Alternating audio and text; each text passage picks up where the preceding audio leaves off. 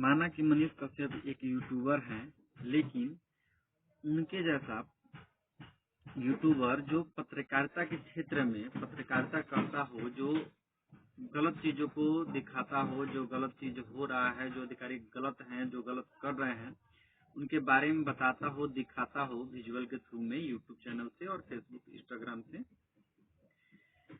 ये सब दिखाने के लिए जो अच्छे और जो बड़े, जो सरकार की नजरों में जो बड़े न्यूज चैनल हैं, वो क्यों नहीं दिखाते हैं ऐसे गतिविधियों को, ऐसे गलत कामों को। कहीं पे रोड बन रहा है, वहाँ मनीष कश्यप पहुंच जाते हैं और वो दिखाने लगते हैं कि ये गलत बन रहा है, कैसे बन रहा है, कैसे बनना चाहिए, इसके बारे में बताते हैं वो। या किसी सरकारी हॉस्पिटल में जो गलत तरीके से इलाज हो रहा है, कोई अधिकारी ड्यूटी पे नहीं आया है, कोई डॉक्टर नहीं आया है, कोई नर्स नहीं आई है, उसके बारे में बताते हैं और भी बहुत सारी चीजें बताते हैं। इसी तरह क्षेत्र में काम करते करते वो एक दिन जो तमिलनाडु में घटना हुआ उसके बारे में उन्होंने बता दिया। हालांकि उन्होंने ही सिर्फ नहीं बताया, काफी सारे यूट्यूब चैनल जो इनका चलता है वो भी बताए, इलेक्ट्रॉनिक मीडिया भी बताई, प्रिंट मीडिया भी अपने कलमों से अपने अखबार पे लिखा। मुझे भारत के संविधान पे, भारत के न्यायिक व्यवस्था पे भरोसा है और यही कारण है कि मैं अब जेल जा रहा हूं। इतने सारे अखबारों में, इतने सारे नेताओं ने तमिलनाडु में जो बिहार के मजदूरों के साथ हुआ उसके बारे में खबरें प्रकाशित की, सोशल मीडिया पे पोस्ट किया सब लोगों ने, लेकिन पुलिस प्रशासन सिर्फ और सिर्फ मेरे पीछे पड़ी रही। मेरा खाता भी फ्रीज कर दिया गया, उसमें जो है 42 लाख रुपया मिला है। कमाल की बात यह है कि 42 लाख रुपया के लिए आज तक आप लोगों ने नहीं सुना होगा कि कहीं भी किसी भी स्टेट का पुलिस जो है प्रेस कॉन्फ्रेंस की होगी और उसमें भी 42 लाख रुपया घर में नहीं पाया गया, 42 लाख रुपया खाता में मिला है। खाता से तो आधार कार्ड, पैन कार्ड सब लिंक रहता है, खाता से तो जो है पैसा आ रहा है और उस पे जो है टैक्स जा रहा है, सबको पता है। चलिए ठीक है, लेकिन मुझे भारत के न्यायाधीशों पे भरोसा है, इंसाफ वो करेंगे, मेरा भी दुख दर्द देखेंगे, मैं सही साबित होके निकलूंगा। और हाँ, आप लोगों से विनती करना चाहता हूं, जितने भी मुझे चाहने वाले लोग हैं, क्योंकि आप लोगों का प्यार नहीं, सिर्फ और सिर्फ 2 साल के अंदर मुझे इस मुकाम पे पहुंचा दिया कि मैं आज जो है चर्चा का विषय बना हूं। मेरे पीछे जो है युवराज तेजस्वी यादव जो है वो लगे हुए हैं। तो चलिए ठीक है, बस आप लोग जो है ऐसे ही प्यार बनाए रखें। और ना जाने मैंने कितने माओ के आंखों का आंसू पोंछा है। उम्मीद है कि उनके बेटे जो है मेरे माँ का भी आंखों का आंसू पोंछेंगे और उनके आंखों में आंसू आने नहीं देंगे, उम्मीद है। और ये लड़ाई है, ये लड़ाई तब तक जारी रहेगी जब तक हमारा बिहार जो है फिर से नया बिहार, सपनों का बिहार और उम्मीदों का बिहार ना बन जाए। पहला राष्ट्रपति जो है वो बिहार से बनते हैं, सबसे ज्यादा IAS IPS हमारे बिहार से, और आज मजदूरों का राज बन गया हमारा बिहार। हमारे मजदूर भाइयों को कैसे समस्या होता है वो सबको पता है। दूसरे राज्यों में जाते हैं, 6 महीना काम करते हैं, 4 महीना का सैलरी दिया जाता है, 2 महीना का सैलरी नहीं दिया जाता है, भगा दिया जाता है। 2 महीना का सैलरी इसलिए होल्ड कर दिया जाता है कि ताकि जो है वो जिल्लत भरी जिंदगी फिर से जीने के लिए घर से वापस 2 महीना का सैलरी लेने के लिए आएंगे तो फिर 6 महीना काम करेंगे, और यही उनकी नियति बन जाती है, यही उनका भाग्य बन जाता है। यही तो बदलना है हम लोगों को। लेकिन ये सारी चीजें जो है हम लोग संवैधानिक पूर्वक लड़ाई लड़ेंगे और अच्छे ढंग से लड़ेंगे। और बाकी न्यायालय तो है ही, इंसाफ तो होगा ही, आज नहीं तो कल, लेट होगा। हाँ, ये बात सही है कि कानून के आंखों पे पट्टी है, लेकिन जब सत्ता के शीर्ष सिंहासन पे बैठे हुए लोगों के भी आंखों पे पट्टी बंध जाए, जब उस राज्य के लोगों के आंखों पे पट्टी बंध जाए, जब वहां के प्रशासन के आंखों पे पट्टी बन जाए, जब वहां के सिस्टम के आंखों पे पट्टी बन जाए, तब जो है वो राज बर्बाद हो जाता है। बाकी हर राज्य के कानून के आंख पे पट्टी है, वो तो कुछ देखता नहीं है। जो हम सबूत पेश करते हैं उस हिसाब से न्याय होता है। तो सबूत पेश करने वाले कौन होते हैं? हम और आप। अपने राज्य के लिए लड़ने वाले, अपने देश के लिए लड़ने वाले कौन होते हैं? हम और आप। जब तमिलनाडु अपने राज्य के लिए लड़के अपने राज्य को जो है इस देश में सबसे ज्यादा इंडस्ट्री फैक्ट्री जो है तमिलनाडु में बनवा सकता है, तो हम बिहार के लोग भी लड़के जो है इस देश में जो है टॉप 5 राज्यों में से तो एक हो ही सकते हैं 5 साल में। तो लड़ेंगे हम लोग। और हाँ, मैंने कुछ गलत नहीं किया है मेरे भाई, कुछ गलत नहीं किया है। मुझे गलत करना होता तो शायद मेरे पास करोड़ों रुपया होता। 42 लाख रुपया का कीमत कितना होता है भाई, आप ही लोग बताइए ना। मैं फिर से कहना चाहता हूं, मैं बार बार क्यों जिक्र कर रहा हूं, एक फॉर्च्यूनर का भी कीमत नहीं है 42 लाख रुपया। 55 लाख रुपया में फॉर्च्यूनर का टॉप मॉडल आता है। फॉर्च्यूनर की बात इसलिए कर रहा हूं ना कि शान की सवारी है बिहार में फॉर्च्यूनर, और फॉर्च्यूनर पे नेता चलते हैं कि नहीं चलते वो आप सभी को पता है। और ऐसा मीडिया में बताया जा रहा है कि 4 अकाउंट में यूट्यूबर मनीष कश्यप के खाते में मिले इतने पैसे कि रह जाएंगे दंगा। सिर्फ 42 लाख रुपया यार, क्यों ऐसा आप लोग खबर चलाते हैं? अरे भरोसा होता है आप लोगों पे, आप लोगों का खबर देखने के बाद जो है ना हम लोग जो है वीडियो बनाते हैं, और फिर बदले में मिलता क्या है हम लोगों को, क्या मिलता है देखिए। भरोसा है आप लोगों पे, आप लोगों से कोई शिकवा गिला नहीं है, ये चीज है। लेकिन देखिए, अरे आप लोग कम से कम इस लड़ाई में एक बिहारी का साथ नहीं दे सकते, बिहार के मजदूरों का साथ नहीं दे सकते, तो कम से कम उनका टांग खींचने का प्रयास न करें। और हां, मुझे उम्मीद है कि बिहार के 90% लोग अब जग गए हैं और वो अपना हक मांगेंगे, वो चाहे सरकार हो चाहे सिस्टम हो। जो लोग बोलना तक नहीं जानते थे, बिहार में हत्याएं हो जाती थी और डर के मारे लोग जो है एफआईआर कराने तक नहीं जाते थे, आप सभी को पता है, बताने की जरूरत नहीं है। आज जो है छोटी छोटी बातों पे बिहार के लोग बोल रहे हैं, चाहे वो अस्पताल हो, चाहे वो ब्लॉक हो, चाहे किसी भी प्रकार का। आज से 1.5 साल 2 साल पहले बिहार का कोई लड़का वायरल होता था क्या? कभी आप लोगों ने सुना था? रियरली शायद ही कोई एक इक्का दुक्का होता होगा। अब हर महीना कोई नहीं तो कोई वायरल हो रहा है। देन कौन है, वजह क्या है, आप सभी को पता है। बस अब हम लोगों को बोलना है अपने हक के लिए, अपने लोगों के लिए, अपने राज्य के लिए। और हमें भी वो सारी चीजें चाहिए जो दूसरे राज्यों में है। हमारे बिहार के लोग जो है अब फिर से काबिल बच्चे पैदा करेंगे, ना कि मजदूर पैदा करेंगे।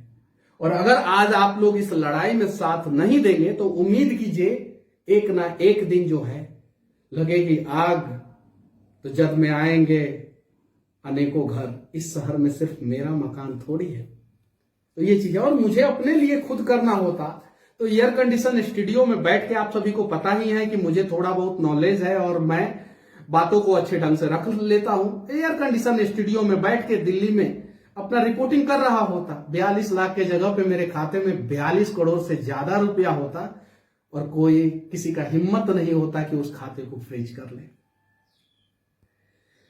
हालांकि जो प्रशासन के लोग हैं उनके भी बच्चे होंगे, उनके परिवार वाले होंगे, उनके घर वाले होंगे। मैं भगवान से सच्चे मन से मैं कह रहा हूं कि मैं भगवान से प्रार्थना करूंगा कि आपके परिवार वाले, आपके घर वाले खूब तरक्की करें, आपके बच्चे खूब तरक्की करें, खूब, और इतनी तरक्की करें कि उस तरक्की में जो है बिहार का भी तरक्की हो। मैं ये विनती करूंगा। और मैं बस न्यायालय के शरण में जेल में जा रहा हूं। ना मैंने रेप किया है, ना मैंने हत्या किया है, ना मैंने तस्करी किया है, और बस मेरा गुनाह सिर्फ इतना ही है कि मेरे सीने में देश धड़कता है, मेरे सीने में बिहार धड़कता है। मेरा गुनाह सिर्फ इतना ही है कि जब मैं दादाजी के पास होता था तो उन्होंने जो है देशभक्ति कहानियां मुझे बताई, कैसे चीन के युद्ध के दौरान क्या क्या हुआ था। मैं अपने पिता के आंखों में आंखें डाल के जब भी बात करने का मैं प्रयास करता हूं तो उन्होंने बताया कि देश का रक्षा सबसे पहले करना है, देश के लोगों का रक्षा सबसे पहले करना है। मैं अपने मां के आंखों में आंखें डाल के जब देखता हूं तो एक उम्मीद रहता है उनके आंखों में कि बेटवा पता ना हमर का कर रहा बा, लेकिन कुछ तो अच्छा कर रहा बा। तो मैं वादा करता हूं कि ना मैं अपने दादाजी को शर्मिंदा होने दूंगा, ना मेरे पिताजी का सर जो है शर्म से नीचे झुकेगा, और ना ही मेरे मां को गलानी होगी कि मेरा बेटा ने गलत किया है। बस साथ ही साथ बिहार के लोग, आप लोग भी गर्व करेंगे मेरे ऊपर, मैं वादा करता हूं कुछ ऐसा करूंगा मैं। जय हिंद। मेरे हाथ में अखबार का कुछ पन्ना है, आप सभी देख सकते हैं, और मेरे बगल में मेरी माँ है। घर पे पुलिस वाले जाते हैं और कहते हैं कि बेटा को हाजिर कराइए, गिरफ्तार करवाइए, हाजिर करवाइए। तो चलिए ठीक है, मैं गिरफ्तारी दे रहा हूं और जेल जा रहा हूं मैं। मम्मी के साथ बैठा हूं और देख सकते हैं ये आप लोग, 21 फरवरी का अखबार में छपा हुआ है, फिर 26 फरवरी का छपा हुआ है अमर उजाला में। बिहार के नेताओं ने बिहार के मजदूरों के बारे में 28 फरवरी को, जो आरजेडी के नेता हैं डॉक्टर अनिल साहनी, उन्होंने पोस्ट किया था। पप्पू यादव ट्वीट किया था 28 फरवरी को। उसके बाद से ये प्रभात खबर का जो है वो 1 मार्च को आप देख सकते हैं, मैंने पिछले वीडियो में दिखाया। ये हिंदुस्तान में छपा हुआ है, ये प्रभात खबर में छपा हुआ है, ये दैनिक भास्कर में छपा हुआ है। लेकिन इन सब से कोई सवाल नहीं पूछा जा रहा है। सवाल सिर्फ और सिर्फ मनीष कश्यप से कि क्यों क्यों क्यों क्यों। आज घर वाले भी परेशान हैं, मेरे पापा परेशान हैं, मेरी माँ परेशान है कि आखिर ऐसा किया क्या है मैंने। तो मैं अपनी मम्मी के सामने कहना चाहता हूं कि मैंने कुछ गलत नहीं किया है और भगत सिंह ने भी कुछ गलत नहीं किया था। बस हम लोगों ने अनेकों माओं का आंसू पोंछा है। उम्मीद है कि बिहार में मेरे माँ के आंखों में भी आंसू नहीं आएगा और आप लोग नहीं आने देंगे, उम्मीद है। क्या होगा, कुछ दिन की बात है, सरकारें जो है कैद करके रखेंगी।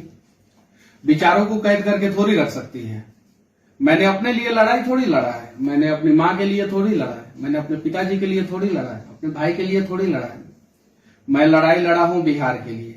मेरे अकाउंट में 42 लाख रुपया मिला है। अकाउंट में 42 लाख रुपया पकड़ा नहीं जाता है, अकाउंट में लोग पैसा रखता है, उसको भी ना जाने किस प्रकार से जो है वो पेश किया गया। बस बिहार के लोगों से विनती है कि आप लोग जो है चीजों को समझेंगे। और चलिए, एक लड़ाई हम लोग लड़ रहे हैं गलत सिस्टम के खिलाफ और इस लड़ाई को जीतेंगे। और सिर्फ ये लड़ाई जो है मुझे अपनी मम्मी के लिए नहीं जीतना है, मुझे अपनी माँ के लिए नहीं जीतना है। ये लड़ाई जो है हर बेटा को अपनी माँ के लिए जीतना है, हर बिहारी को अपनी माँ के लिए जीतना है और पूरे बिहार को जो है बिहार माँ के लिए जीतना है, सबको। मुझे पता है कि मैं गलत नहीं हूं, लेकिन चूंकि आप सभी को पता है कि कानून के आंख पे पट्टी है, कानून अंधा है, आप सभी को पता है। लेकिन अंधा कानून जो है न्याय करता है, आज नहीं तो कल न्याय तो होता है। लेकिन सिस्टम में बैठे हुए लोग, पॉलिटिशियन, नेता, जब वही लोग अंधे हो जाएंगे तो फिर न्याय कैसे, न्याय का उम्मीद कैसे करेंगे हम लोग। रोज ना जाने कितनी माओं के आंखों में आंसू आ रहा है बिहार में, ना जाने कितनी माओं के बच्चे जो है बेवजह मजदूर बन जा रहे हैं बिहार में। सबको पता है कारण क्या है। चलिए ना, इस कारण को जानने का प्रयास करते हैं और इसी समाधान को ढूंढने का प्रयास करते हैं। मेरे ऊपर और भी केस है। स्टूडेंट के लिए लड़ा, उसमें केस हुआ। एक हरिजन व्यक्ति थे, उनके बेटे के दिल में छेद था, वो इलाज के लिए बैंक में पैसा रखे हुए थे, वहां से पैसा जो है इधर उधर हो गया, उसके लिए लड़ा, मेरे ऊपर केस हुआ। आचार संहिता का मेरे ऊपर केस हुआ। यही सब तो केस है। एक अंग्रेज का मूर्ति तोड़ने का केस है मेरे ऊपर, जो अंग्रेज हमारे चंपारण में लोगों से नील की खेती करवाते थे।